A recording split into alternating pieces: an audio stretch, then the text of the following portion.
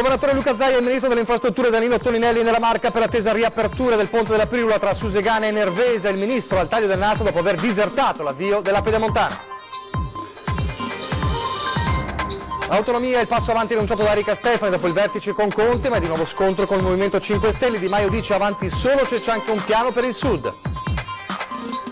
Due tragedie della strada, in poche ore a Padova, 31enne muore in sella allo scooter finito contro il muro, c'è salto stamane, 68enne travolto e ucciso da un'auto mentre faceva una passeggiata. Anche il Veneto coinvolto in una maxi inchiesta della polizia postale in diverse regioni sulla detenzione e divulgazione di pornografia minorile online, indagate 51 persone tra le quali 30 minorenni.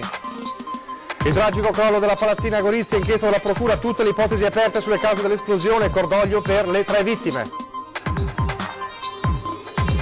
Carabinieri a Federobba salvano 3 persone cadute nelle acque della Piave, sono degli eroi, vanno premiati, racconta la donna che ha vissuto l'incubo. Sport basket, finale scudetto, Sassari trionfa in gara 6 in casa, la Venezia spreca il primo match ball, il tricolore sarà deciso domani sera al Taliercio. Telespettatori di Antena 3, buongiorno, bentrovati. La prima edizione dei nostri telegiornali, allora andiamo subito tra Susegana e Nervesa per la riapertura del ponte della Priula, attesa importante come infrastruttura ma anche evento importante perché ha visto l'arrivo del ministro Danilo Toninelli che insieme a Zaia ha riaperto il ponte.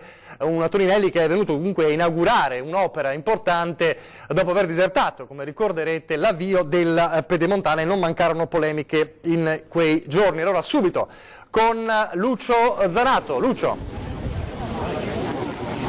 Sì, buongiorno ai telespettatori di Antena 3, sono con il Presidente Luca Zaia, abbiamo appena tagliato il nastro, il Presidente, il Ministro se ne sta andando in questo momento, grande soddisfazione. Beh, una gran roba, si vede, dietro, anzi se i ragazzi si spostano un attimo si vede benissimo il ponte e dico che è una bella opera, è un'opera che salvaguarda dal punto di vista viabilistico questa infrastruttura, stiamo parlando di un ponte del 1914-15, stiamo parlando di 432 metri, di 2 nuove piste ciclabili a sbalzo e soprattutto si è fatto un restauro del ponte monumentale, ma all'interno non si vede, c'è un'anima d'acciaio perché la struttura portante non è più quella vecchia ma è una di nuova, tutta in acciaio con delle fondazioni paurose, per cui il ponte è garantito al 100%. 2 giorni col ministro Toninelli, ieri a Roma, qui a Ponte della Priula, cosa vi siete detti? Porta Raschei, no? Cioè, noi dobbiamo fare roba. C'è un problema tecnico, vediamo di riuscire a ristabilire più velocemente possibile il collegamento che è saltato per qualche secondo. Allora, in attesa di ristabilire la connessione, proprio Zaia, proprio stamattina Zaia ha parlato anche, lo stava dicendo in questo momento, di autonomia. Ieri l'annuncio di Erika Stefani dopo l'incontro con il vice premier Conte, l'autonomia è incardinata, c'è la roadmap, si va a chiudere. Però poche ore dopo su Facebook le parole di Luigi Di Maio che ha detto sì, si va avanti ma solo se c'è anche un piano per il Sud. Allora Zaia proprio stamattina a Ponte della Priula ha risposto così al vice premier Di Maio, sentite. Ma guardi, il piano per il Sud c'è già, non mi risulta che comunque ci sia una visione ostracista nei confronti del Sud. Non stiamo parlando di un paese di serie A e di serie B, non parliamo della secessione dei ricchi, ma parliamo dell'applicazione della Costituzione. Basterebbe guardare i voti per capire che i cittadini del Sud hanno scelto un partito, il partito dell'autonomia, che è la Lega, in territori nei quali qualcun altro dice che hanno paura dell'autonomia. La vera scelta dell'autonomia significa responsabilità, efficienza e modernità. Queste le parole di Zaia. Allora, ritorniamo da Lucio Zanato, sempre con il governatore. Lucio. Sì, allora io adesso aspetto che i colleghi finiscano di intervistare un'altra volta il Presidente perché è il più amato della zona, è stato il più applaudito, tra l'altro il Ministro Toninelli è rimasto assolutamente colpito del fatto che c'era tanta gente all'inaugurazione, dice a me non capita, io faccio tante inaugurazioni in giro per l'Italia, però aver visto tanta gente che veniva qui all'inaugurazione è sinonimo di una comunità che si fa trovare, di una comunità che ha e sente intensamente le opere che gli vengono realizzate e quindi è stato colpito il ministro Toninelli proprio da questo abbraccio che ha fatto la gente di Ponte da Priula, la gente di Susegana, la gente di Nervesa. Un'opera importante, un'opera che viene restituita. Tra l'altro comunque il ministro Toninelli ha avuto modo anche di rispondere ad esempio sul tema delle grandi navi, ha avuto modo di rispondere anche a Brognaro dicendo sostanzialmente che non ci devono essere polemiche ma che bisogna andare avanti insieme. E tutto questo naturalmente lo riproporremo questa sera nel corso del telegiornale della sera, dove abbiamo proprio intervistato il ministro che non si è sottratto neanche a, a due parole con la rappresentanza dei risparmiatori delle banche che qui sono venuti a manifestare, a chiedere maggiore attenzione per quanto riguarda appunto i loro problemi. Tutto questo naturalmente nel telegiornale della sera, e se non ci sono domande restituisco la linea allo studio. Allora facci sapere se riesci a ridarci la linea con il governatore Luca Zaia, intanto noi andiamo avanti, ok? Allora adesso va a recuperare di nuovo il governatore Luca Zaia, andiamo avanti. Allora dicevamo, autonomia, avete sentito cosa ha detto Zaia in risposta a Luigi Di Maio, il piano per il Sud c'è, basta non fare lo spauracchio, insomma, basta non creare lo spauracchio di tagli di Serie A e tagli di Serie B, insomma la polemica resta incardinata su quel percorso. C'è anche, adesso rivedo Zaia, allora torniamo da Zaia con Lucio a Ponte della Priula. Che sia giusto però affrontare il problema, è dal 2012 che esiste il decreto Clini-Passera, ovvero la necessità di portare fuori le grandi navi dal bacino San Marco, dal canale della Giudecca, e c'è una posizione della regione e del comune rispetto alla vecchia via acquea che è quella del canale dei Petroli per arrivare a Marghera, che è distante dalla città, e il ministro dice che altre soluzioni tipo Chioggia, ci convochi e ragioniamo su tutte le soluzioni. Penso che ragionare voglia dire questo, se poi dobbiamo litigare io evito, io non sono guerrafondaio, non cerco la rissa, cerco solo di portare a casa soldi per i veneti. Grazie Presidente, restituisco la linea allo studio.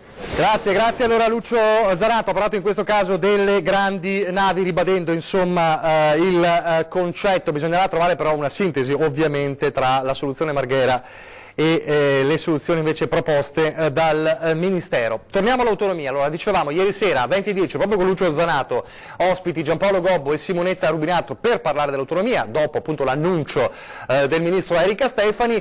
Simonetta Rubinato, ex parlamentare del Partito Democratico, che conosce le dinamiche e anche gli iter parlamentari, ecco, mette in guardia su i tempi che possono comunque allungarsi sulla questione autonomia, perché c'è ancora la questione, come abbiamo sentito, del Sud. Sentite le sue parole. Attenzione, non c'è solo una partita in Parlamento adesso. Allora, abbiamo visto quanto complesso, laborioso, faticoso sia stato dentro il confronto con i ministeri. Non lo dico solo per i continui rinvii, lo dico perché lo dice Bertolissi, il professor Bertolissi a tutti i convegni. Quindi questa improvvisa accelerata da un lato mi fa piacere, perché c'è un passo in avanti. Dall'altro comunque, come dicevo prima, in questi casi è bene essere anche San Tommaso. Perché? Perché intanto si dovrà essere un confronto in Consiglio dei Ministri per buttare fuori un testo. Già quando fanno i decreti legge, prima che il testo sia scritto e che arrivi in Parlamento ci vuole un po' di tempo. Quanto durerà questo non lo so, c'è l'estate in arrivo, quindi vorranno sentire delle audizioni, quindi un po' di tempo ci vorrà. Torna il testo in Consiglio dei Ministri, il Premier lo ripiglia e si risiede al tavolo con Zaia nel nostro caso, e si vede che cosa chiede di cambiare le commissioni parlamentari, in particolare la maggioranza, e a quel punto fanno un'intesa, la sottoscrivono. Che cosa succederà a quel punto? Succederà che quell'intesa dovrà andare in Parlamento. Se rimane il tema che il Parlamento può accogliere o bocciare a quel punto, non ci sono proposte emendative, è un esame un po' più veloce poi in quella fase, ma siamo qualche mese dopo. Finito tutto questo, si approva, mettiamo la legge.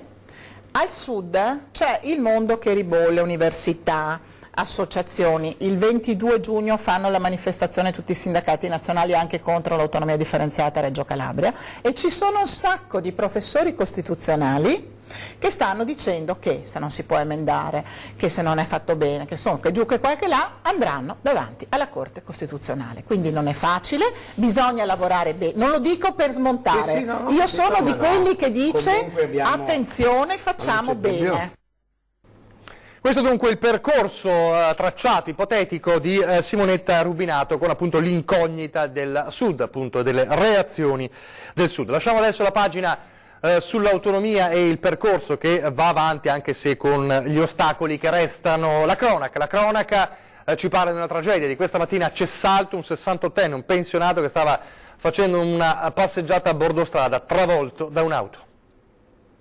Stava camminando a bordo strada, si trovava a pochi metri dalla sua abitazione quando è stato travolto da una vettura. L'uomo, 68 anni, Eligio Rebecca, è morto sul colpo. L'incidente è avvenuto nei pressi dell'incrocio tra via Calstorte e via Manin intorno alle 7 del mattino. La vettura, condotta da un 56enne di Musile di Piave, procedeva regolarmente lungo via Calstorta mentre il pedone stava camminando a bordo strada in senso opposto rispetto alla marcia del veicolo.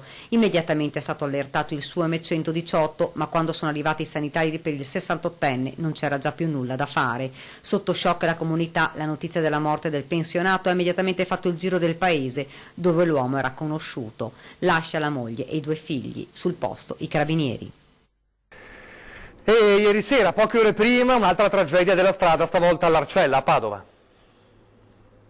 Si è schiantato contro il muro laterale del sottopasso che da via del Plebiscito porta verso la stazione di Padova. Tragico incidente stradale giovedì sera all'Arcella. Un 31enne marocchino è morto sul colpo. Inutili tutti i tentativi di soccorso. Gli agenti della polizia locale hanno eseguito i rilievi fino a tarda notte per tentare di far luce sulla causa esatta dello schianto. 2 le ipotesi considerate al momento: un malore improvviso del Centauro oppure una sbandata dello scooter Gilera che anziché imboccare il tunnel si è schiantato contro la parete. Una maxi inchiesta contro la pedopornografia online, la detenzione e divulgazione di pornografia minorile sulla rete, un'inchiesta che parte dalla Polizia Postale di Catania e si dirama in diverse regioni italiane, tra le quali anche il Veneto. Allora ci racconta questa inchiesta Ilaria Marchiori. Ilaria.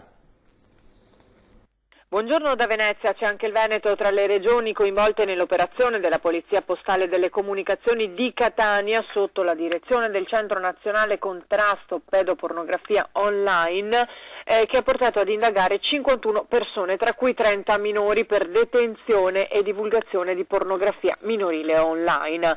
Le indagini sono iniziate dopo la denuncia della mamma di un adolescente che si è accorta della presenza nello smartphone del figlio di immagini erotiche di minorenni pubblicate su 2 gruppi WhatsApp ai quali il figlio aveva aderito, chiamati Tana della Luna, da cui il nome dell'operazione, e Scooby Dank, che inizialmente condividevano immagini e video di torture, suicidi e simili. La Polizia Postale ha dunque acquisito il contenuto del cellulare che la donna ha consegnato spontaneamente e anche quello dei gruppi WhatsApp, individuando così circa 300 persone che vi avevano aderito e riuscendo poi ad identificare quelle che avevano divulgato o richiesto video e immagini di pornografia minorile con vittime anche in età infantile. L'operazione, sottolineano gli investigatori, ha messo in luce la gravità di un fenomeno, quello della diffusione di materiale pedopornografico da parte di adolescenti che cercano e si scambiano tra loro il materiale. Ricordiamo, le perquisizioni sono state compiute oltre che in Veneto, in Sicilia, Puglia, Lazio, Piemonte, Lombardia, Toscana, Calabria, Campania, Sardegna, Friuli Venezia Giulia, Basilicata, Emilia Romagna e Abruzzo. E per quanto riguarda invece le province interessate della nostra regione ci sono Venezia, Treviso e Verona. Da Venezia è tutto, restituisco la linea allo studio. Grazie a Ilaria Marchiori. Torniamo adesso a parlare della terribile esplosione di Gorizia della scorsa notte, di ieri notte, anzi di 2 notti fa, l'esplosione della palazzina sventrata, uno scenario da terremoto o scenario di guerra l'hanno definito i vigili del fuoco, che si sono occupati di ovviamente sgombrare le macerie e poi di recuperare anche i 3 corpi. C'è il cordoglio ovviamente per Sabina Trapani, la 43enne veneta della zona del San Donatese, il compagno Mia Ursic, 45enne sloveno, e Fabrizio Facchettini, il 50enne disabile, estratto per ultimo dalle macerie. L'inchiesta è aperta ovviamente da parte della Procura. Per ora il magistrato tiene tutte le ipotesi aperte sulle cause dell'esplosione che ha portato a far crollare la palazzina, e ovviamente c'è anche da bonificare la zona crollata, l'area crollata. C'è anche una persona evacuata, quindi che deve trovare un posto dove andare già dalle scorse ore. Indagini dunque ancora in corso per capire anche le cause esatte di questa terribile esplosione. Lasciamo la cronaca adesso per tornare invece a parlare dell'appuntamento di Losanna. Lunedì il 24 giugno, in un'edizione straordinaria, noi vi racconteremo in diretta l'assegnazione della città, l'assegnazione del CIO, del Comitato Olimpico Internazionale, che deciderà se sarà Cortina Milano o Stoccolma a ospitare le Olimpiadi Invernali 2026. Ve lo racconteremo in diretta nel corso di un'edizione straordinaria lunedì. L'assegnazione, lo ricordo, è alle 18. A Cortina ci sarà un maxi schermo, un collegamento in piazza proprio per seguire in diretta questa importante decisione. Allora, a Cortina ci si prepara a questo importante evento che potrebbe essere una svolta importantissima per la città, per il Veneto. Sentiamo. Da buoni montanari siamo abituati a muoverci a piccoli passi e senza dar nulla per scontato, quindi mancano pochi metri alla vetta e quindi siamo consapevoli del grande lavoro, ma siamo ancora consapevoli che la vittoria non l'abbiamo portata a casa. Mancano 4 giorni al verdetto definitivo per l'assegnazione delle Olimpiadi Invernali del 2026 e nonostante i segnali incoraggianti, per primo è il sindaco di Cortina a richiamare alla concretezza. Il 24 infatti in Svizzera, a Losanna, il Comitato Olimpico Internazionale deciderà se Milano Cortina o Stoccolma Are. E già qui un piccolo segnale a favore dell'Italia arriva dalla richiesta di chiarimenti agli svedesi, con la capitale che, pur garantendo quanto richiesto, ha deciso di non firmare il contratto come città ospitante. E questo alimenta l'ottimismo tra le Dolomiti, che tra l'altro mercoledì festeggiano i 10 anni dall'inserimento nella lista dei patrimoni UNESCO. Ambiente tutelato quindi in sintonia con un progetto presentato per le Olimpiadi 2026. Mettere al centro la sostenibilità, l'ambiente, a cui ovviamente è la prima nostra ricchezza. Ecco il fatto che il nostro progetto, il progetto spalmato su più realtà, è un progetto assolutamente sostenibile, low cost e soprattutto che guarda alle infrastrutture già esistenti. E questa è stata un po' la premessa, ma è stata probabilmente una delle mosse, diciamo, che ci auguriamo vincenti. Un evento sportivo mondiale dal notevole risvolto economico. Il Comitato Olimpico metterà a disposizione circa 1 miliardo di euro per quanto riguarda le Olimpiadi del 2026, quindi risorse importanti. Ci saranno grossi investimenti anche da parte dei privati e soprattutto delle ricadute che a noi interessano per quanto riguarda le infrastrutture e opportunità, direi un po' per i vari operatori economici, di poter reinvestire nelle proprie aziende e un rilancio complessivo in particolare della montagna, ma direi sicuramente delle realtà delle due regioni che partecipano. Milano Cortina vuol dire Lombardia e Veneto, ma anche Trentino che sta supportando la candidatura. Un pezzo d'Italia quindi che corre per un evento che porterà benefici a tutta la nazione. Lunedì a Losanna, con la delegazione che conta 66 medaglie d'oro come testimonial e guidata dal sindaco, ci sarà anche il Premier Conte, mentre la Perla delle Dolomiti attenderà davanti ai grandi schermi la decisione. Faremo una serie di iniziative e anche dirette con Losanna sotto il campanile, quindi nella piazza Angelo di Bona. Un pomeriggio di grandi emozioni che Media Nord-Est seguirà con collegamenti e servizi per descrivervi in diretta le emozioni della candidatura a Milano Cortina 2026. Pochi istanti di pubblicità, torniamo subito.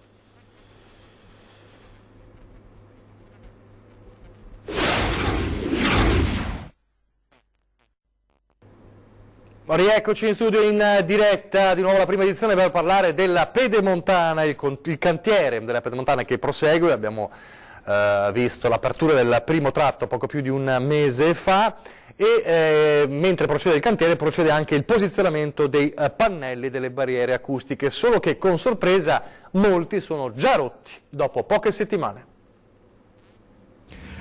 Questi sono i cartelli che a centinaia e centinaia vengono piazzati sulla Pedemontana, pannelli appunto per poter proteggere dal rumore. Vedete che hanno gli uccelli disegnati per evitare che i volatili non li vedano e ci vadano contro, tutto a posto, sembrano anche piuttosto robusti, ma ne siamo sicuri che siano robusti?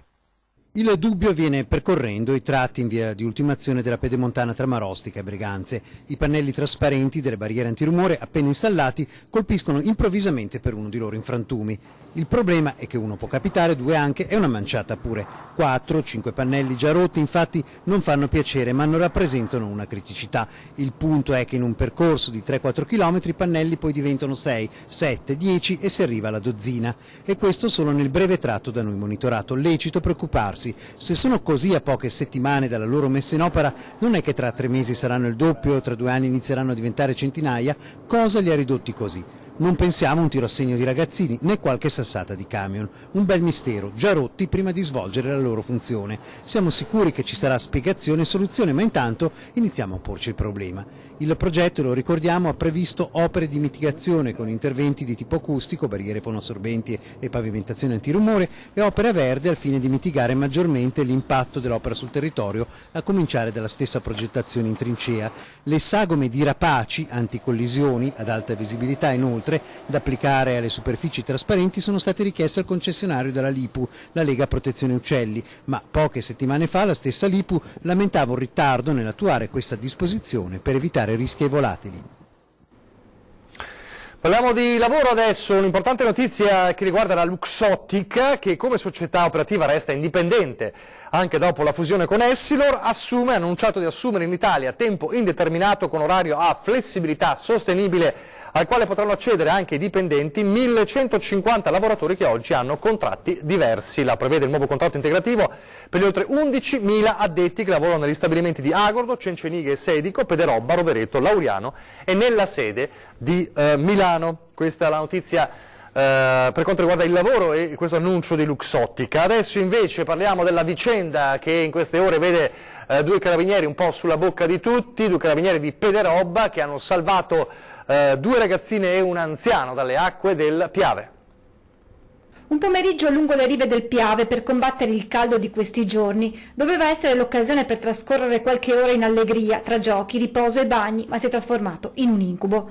Uno dei ragazzini del gruppo di amici, un 13enne, decide di andare a fare il bagno. In quel momento le acque del fiume sono basse e tranquille, ma all'improvviso il livello si alza, la corrente diventa più violenta e il bambino viene trascinato via. La mamma non ci pensa su 2 volte e si getta in acqua. Nel frattempo il figlio, sospinto dall'acqua, riesce ad uscire e a mettersi in salvo, ma nello stesso momento altre 2 ragazzine, controllando la situazione, cadono in acqua.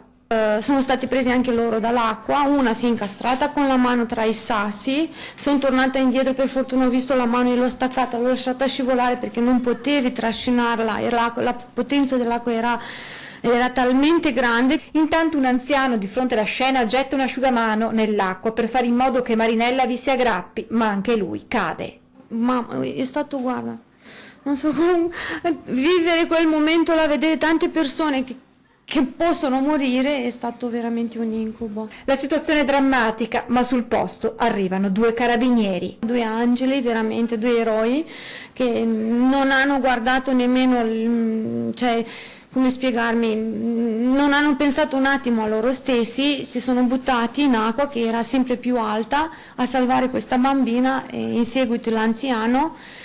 Non so come hanno fatto a uscire fuori perché veramente scenate da incubo. Vanno premiati questi ragazzi, sono veramente dei eroi. È difficile fare una roba che loro hanno fatto, è difficile, veramente difficile. A quest'ora potevamo essere morti tutti. Marinella vorrebbe incontrare quelli che lei chiama angeli per ringraziarli ancora una volta. Grazie veramente ai carabinieri di Pederobba che ci hanno salvato. E adesso la maxi denuncia per rissa, uno scontro a suon di spinte e ceffoni tra 4 uomini l'altra sera a San Pietro in Gu. Prima gli insulti e le grida, poi le spinte e gli schiaffoni tra 4 uomini, 2 di 45 e 55 anni e 2 giovani di 25 fuori dal bar del paese. La rissa è scoppiata mercoledì sera sul tardi davanti al Grifone di via Don Sturzo, forse per qualche parola offensiva, forse per il caldo. Tra i 4 c'era anche un giovane nordafricano residente a San Giorgio delle Pertiche. Gli altri coinvolti sono 2 italiani di San Pietro in Gu e 1 di Quinto Vicentino. L'intervento dei carabinieri ha interrotto gli scontri. I 4 sono stati tutti denunciati per rissa. E adesso parliamo di una nostra telespettatrice che è venuta a trovarci per raccontarci una bella storia, frutto di impegno e di qualche anche delusione. Sentite. Caimani del Piave, che è un'associazione che fanno delle rievocazioni storiche, con i loro contatti, una cosa e l'altra, col computer, sono riusciti a trovare esattamente la tomba dove è sepolto il nonno di mio marito, Bonato Francesco, e per noi è stata una cosa meravigliosa Tanta soddisfazione nelle parole di Ubaldina Manera, che noi avevamo incontrato ancora 3 anni fa in occasione della scomparsa della zia Lucia, morta a 105 anni, ultima orfana di guerra. In quell'occasione la nostra affezionata telespettatrice aveva lanciato l'appello di poter ritrovare la tomba del nonno Francesco, alpino bassanese deceduto a soli 35 anni durante la Grande Guerra in terra ungherese. E grazie al lavoro di un gruppo di ricercatori storici trevigiani il desiderio è stato esaudito. Per noi è stata una grandissima soddisfazione trovare già dove è sepolto. Hanno fatto una cerimonia lì meravigliosa, hanno cantato la Monte Grappa e poi hanno fatto l'inno nazionale. Io e mio marito siamo rimasti sconvolti, contenti e basta. La gioia di Ubaldina Manera nell'avere ritrovato il nonno dell'adorato marito viene smorzata però da quello che lei definisce disinteresse da parte del bassanese. Non è che qualcuno si sia interessato qui di Bassano, diciamo, tra parentesi, che ho un po' il dente avvelenato. E lancia un appello in vista del centenario di quella prima grande adunata degli alpini che cadrà nel 2020. Spero proprio che si muova qualcosa qua di Bassano, perché il nonno Bonato Francesco era un alpino del 6° battaglione Bassano del Grappa. Sarebbe una cosa meravigliosa che tornasse qua con noi dopo 101 anni. Il ritrovamento dell'unghia di un'alluce ha riaperto il cold case legato alla scomparsa delle 2 mogli di Valerio Sperotto, l'ex allevatore di maiali di Velodastico, morto nel 2011 a 64 anni. La scoperta del reperto venne fatta dagli archeologi forensi nel corso degli scavi iniziati nel novembre 2017 all'interno di un'area dove Sperotto allevava i maiali. Le analisi hanno confermato che l'unghia apparteneva a Virginia Mihai, seconda moglie romena dell'uomo, di cui si erano perse le tracce nell'aprile del 1999. L'esito della consulenza sulle tracce del DNA, che ha riaperto il fascicolo di 2 anni fa, non lascia dubbi. La corrispondenza del 100% positiva con quella di Mihai. Il reperto proverebbe che il corpo della donna è stato fatto sparire nella porcilaia, presumibilmente da Sperotto, da cui la vittima si stava separando. Lo sport adesso, siamo quasi in chiusura con la Reyer che ha fallito il primo match ball ieri sera a Sassari, era gara 6, lo scontro contro la squadra di Gianmarco Pozzecco, la sconfitta per 87-77 per Sassari, che dunque ha impattato nuovamente la serie sul 3-3, dunque sarà gara 7 domani alla Tarielcio, domani sera, a decidere il tricolore. Dunque Mestre che attende appunto con trepidazione la gara decisiva, non c'è più appello, sarà gara 7 dunque a decidere se Venezia riuscirà ad agguantare il secondo scudetto dell'era, diciamo, moderna, dell'era De Raffaele Brugnaro, oppure invece se la spunterà proprio Sassari.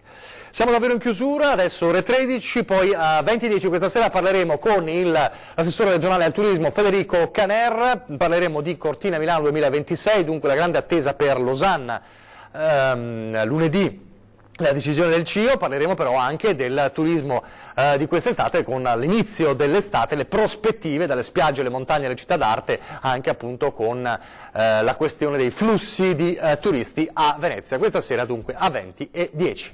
E adesso le previsioni del tempo. Grazie per averci seguito e arrivederci.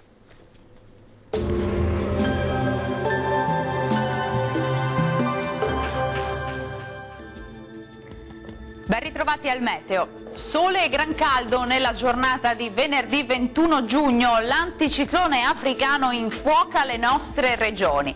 Sul Veneto sarà ovunque soleggiato e il cielo si presenterà sereno, al massimo poco nuvoloso dappertutto, salvo per qualche nube in più sui monti bellunesi, dove non si escludono anche degli acquazzoni a partire dal pomeriggio.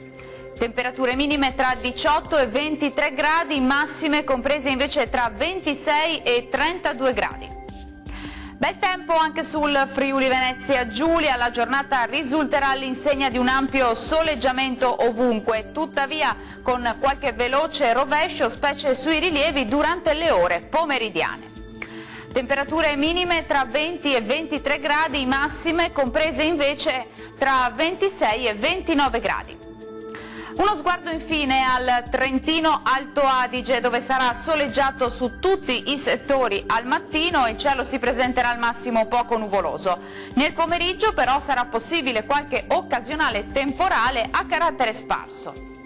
Temperature minime tra 15 e 18 gradi, massime intorno ai 30 gradi circa. Bene, dal meteo di Antenna 3 per ora è tutto, vi do appuntamento al prossimo aggiornamento. Arrivederci.